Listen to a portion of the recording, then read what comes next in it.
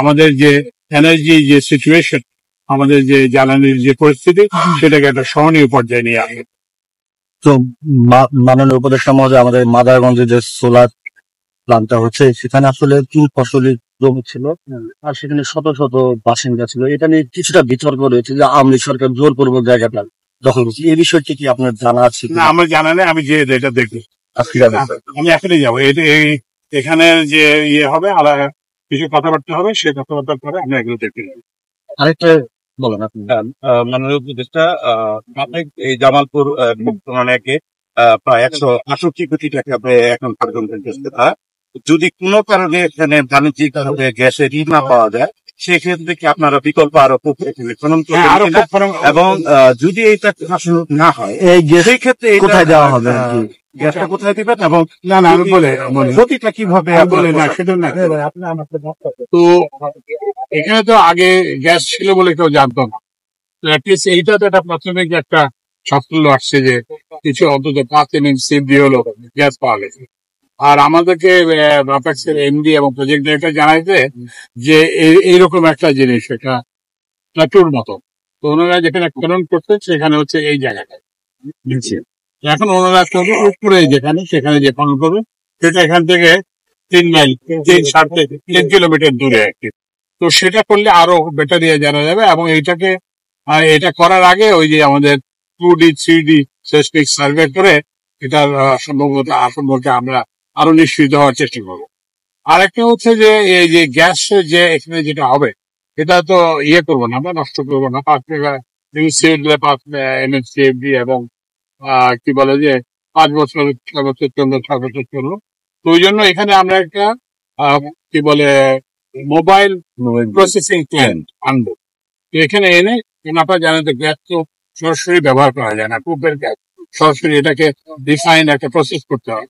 সেই প্রসেসিং এর জন্য আমরা একটা, যেহেতু এখানে অল্প এখানে একটা বড় প্রসেস প্ল্যান্টের বিনিয়োগ হবে না, তবে যদি বড় কোনো ডিপোজিট পাওয়া যায় তাহলে সেটা। এর মধ্যে আমরা করবো কি, এখানে একটা মোবাইল যে প্রসেসিং প্ল্যান্ট সেটা আনবো এবং সেটা থেকে গ্যাসটাকে প্রসেস করে এখানে স্থানীয়ভাবে ব্যবহার করার চেষ্টা করবো, স্থানীয় শিল্পকার। আর একটা জিনিস হচ্ছে যে আমি সর্বশেষ এসেছিলাম জামালপুরে 2008 সালে। আমি তখন সরকারের বিদ্যুৎ সচিব ছিলাম। তো আমাকে খুব দুঃখের সঙ্গে বলতে হচ্ছে যে জামালপুর জেলার কোনো উন্নতি আমি কোনো দেখিনি। কতগুলো বিল্ডিং হয়েছে, ভবন হয়েছে, কিন্তু আমরা শুনেছি যে এখানে নাকি 60,000 কোটি টাকা উন্নয়ন প্রকল্পে ব্যয় হয়েছে। তো এখন এইভাবে যদি ব্যয় হয় এবং সেটা যদি মানুষের উপকার করে, 60,000 কোটি টাকা যদি ব্যয় হয়, একটা জেলার তো চেহারাই পাল্টে যাওয়ার কথা এই পরিমাণ অর্থ বিনিয়োগ কিন্তু সেরকম তো কোনো চিহ্ন আমরা এখানে দেখতে পেলাম। এবং যারা এসব প্রক্রিয়ার সঙ্গে জড়িত ছিল তারাও তো এখন নাই। আপনারা যে একটা জবাবদিহি চাইবেন, সেটারও ব্যবস্থা নেই। তো ওই জন্য ওই সামনে নির্বাচন আসছে, ওই জন্য আপনাদেরকে আমরা সুনির্বন্ধভাবে জানাবো। আমাদের প্রধান উপদেষ্টা বলেছেন যে আমরা একটা সব স্মরণকালে সবচেয়ে ভালো নির্বাচন করব। ভালো নির্বাচন মানে কি, আপনি যে ভোটার ভোট দিতে যাবেন তিনি ভোট দিতে পারবেন, বিভিন্ন প্রার্থী যারা পোলিং এজেন্ট তারা ওখানে থাকতে পারবেন, এবং যারা হবে কি বলে যে ভোটের পরে এটা একটা সবার সামনে উন্মুক্ত ভাবে ভোটের গণনা হবে। এবং যেই আসুক, আমরা তো কোনো দলের না, সমর্থক না, সুতরাং যেই আসে আমরা তাকে স্বাগত জানাবো। কিন্তু এইটা যদি আমরা করতে না পারি, তাহলে কিন্তু আমাদের সামনে ভবিষ্যৎ খুব খারাপ হবে। এবং এইটা এই জন্যই আপনারা এমন লক্ষ্যে নির্বাচিত করবেন যিনি এই যে উন্নয়ন প্রকল্পটা সঠিকভাবে ব্যয় করবেন, সঠিক প্রকল্পে ব্যয় করবেন, এবং যাকে আপনারা যিনি এমন কোনো কাজ করবেন না যাতে তাকে পালিয়ে যেতে, তিনি যাতে এখানে থাকেন, এরকম কাউকে আপনারা নির্বাচন করবেন। যে আপনারা যাকে ইচ্ছা তাই, যাকেই আপনারা সেই প্রার্থী মনে করেন, সেই প্রার্থীকে আপনারা ভোট দেবেন।